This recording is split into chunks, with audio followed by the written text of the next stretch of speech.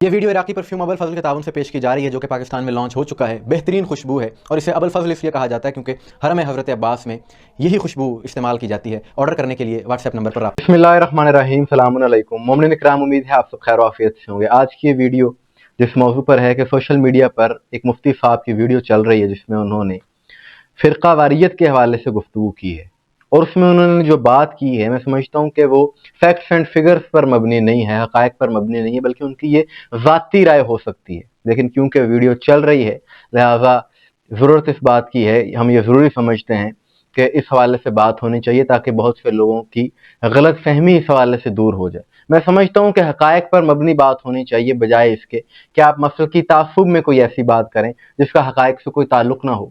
کہ فرقہ واریت کے حوالے سے بات کرتے ہوئے یہ مولوی صاحب کہتے ہیں کہ 1980 سے پہلے پاکستان کے حالات بالکل ٹھیک تھے، کوئی فرقہ واریت نہیں تھی، شیعہ سنی بہت اچھے طریقے سے رہ رہے تھے، اور پھر انقلاب ایران کے بعد 1980 کے بعد سارے یہ فسادات شروع ہوئے اور اس کے بعد یہ سارے مسائل پیدا ہوئے۔ اور ان کے کہنے کا مقصد یہ بھی تھا کہ یہ جو کچھ ہو رہا ہے پاکستان میں فرقہ واریت، شدت پسندی، اس کے ذمہ دار خود شیعہ مسلک کے لوگ بھی ہیں کیونکہ یہ تبرہ کرتے ہیں۔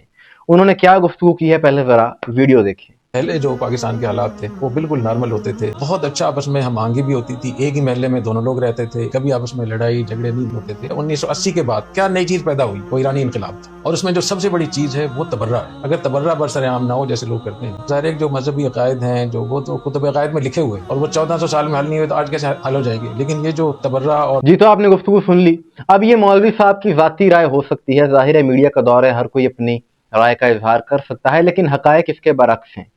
آپ نے دیکھ لیا کہ مولوی صاحب کی بات کا لب لباب یہی تھا کہ 1980 کے بعد انقلاب ایران کے بعد پاکستان میں حالات سارے خراب ہوئے ہیں، اور جو باتیں انہوں نے کہی وہ آپ نے سن لی، اور ان کے مطابق 1980 سے پہلے تو محبت کی پینگیں پڑ رہی تھیں اور کوئی مسئلہ تھا ہی نہیں، فرقہ واریت نام کی چیز ہی نہیں تھی پاکستان میں۔ تو میرا مولوی صاحب سے معصومانہ سوال ہے کہ مولوی صاحب 1980 کے بعد اگر ساری فرقہ واریت شروع ہوئی اور اس سے پہلے کچھ بھی نہیں تھا تو یہ بتایا جائے سانحہ ٹھیڑی کس سن میں ہوا تھا؟ 1980 کے بعد ہوا تھا؟ یہ بھی تو لوگوں کو بتائیں کہ 118 مومنین کو جو مجلس سن رہے تھے ان کو ایک شدت پسند جماعت کی جانب سے ذبح کر دیا جاتا ہے، شہید کر دیا جاتا ہے ایک ہی دن میں، ایک ہی جگہ پر۔ اتنا بڑا سانحہ، پاکستان کی تاریخ کا سیاہ ترین دن اتنا بڑا سانحہ ہو جاتا ہے، وہ کب ہوا؟ وہ 1962 میں ہوا، 1962 میں ہوا سندھ میں۔ کیوں آپ یہ حقائق لوگوں کو نہیں بتاتے؟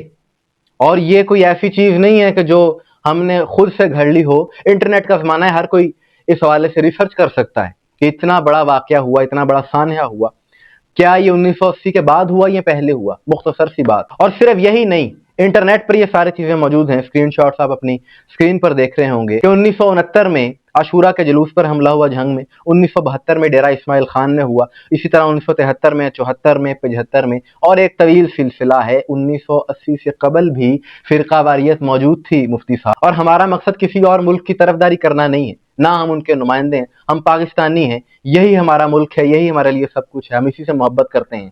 لیکن اگر فرقہ واریت کی وجہ تبدیل کرنے کی کوشش کی جائے گی اور حقائق کو بدلنے کی کوشش کی جائے گی تو پھر اس حوالے سے تو بات کرنی چاہیے۔ اور تمام لوگ یہ بات بھی یاد رکھیں کہ یہ مسئلہ شیعہ اور سنی کا ہے ہی نہیں پاکستان میں، مسئلہ صرف اور صرف حسینیت اور یزیدیت کا ہے۔ اہل سنت برادران کیا اہل بیت سے محبت نہیں کرتے؟ کیا امام حسین علیہ السلام سے عشق نہیں کرتے؟ بہت زیادہ کرتے ہیں۔ اور جن علماء کی آپ بات کر رہے ہیں، سید علی خامنائی ہوں، آغا خمینی ہوں، ان شیعہ علماء نے تو اہل سنت مقدسات کو برا بھلا کہنے سے منع کیا ہے۔ اتحاد کے لیے ان علماء نے ہمیشہ کام کیا ہے۔ لیکن بات یہ ہے مولوی صاحب، آپ بھی تو ان چیزوں پر بات کریں کہ جب یزید کو برا کہنے پر ایف آئی آر ہوگی، جب عمر ابن سعد کو، یزیدی لشکر کا جو کمانڈر تھا، اس کو برا کہنے پر ایف آئی آر ہوگی، ابن زیاد کو برا کہنے پر اس برس ایف آئی آر درج ہوئی، اس پر بھی ہم پروگرام کر چکے ہیں۔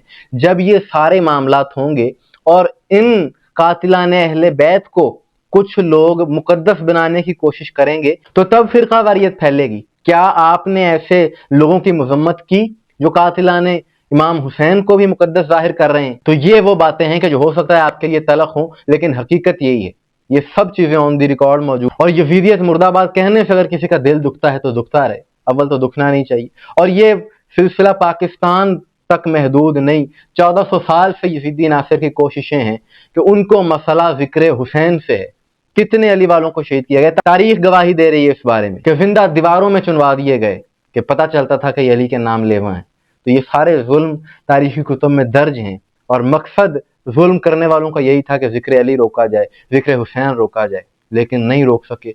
खुद निशान इबरत बन गए, खुद निशान उनके मिट गए। जिक्र हुसैन जारी उसारी है, जिक्र अली जारी उसारी है और ये सिलसिला हमेशा जारी उसारी ही रहे। और जो जो इमाम हुसैन से मोहब्बत करता है, इस जिक्र से मोहब्बत करता है, वो हुसैनी है, चाहे उसका ताल्लुक किसी भी मसलक से हो। और जो इस जिक्र का मुखालिफ है, जो यजीदियत का तरफदार है, वो यजीदी है। लिहाजा फ़िरका वारियत का हल उस वक्त मुमकिन है कि जब सब हुसैनी बनकर यजीदियत की मुखालफत करेंगे, मजम्मत करेंगे और तकफीरियत की मजम्मत करेंगे, तभी ये मसला हल होगा। मसल की तासुब पर मबनी गुफ्तगू करने से ये मसाइल कभी हल नहीं होने वाले। मोमिन इकराम, आपके सवाल से क्या राय, कमेंट्स में जरूर बताइएगा। मुझे दुआ में याद रखिएगा। अस्सलामु अलैकुम वरहमतुल्लाह।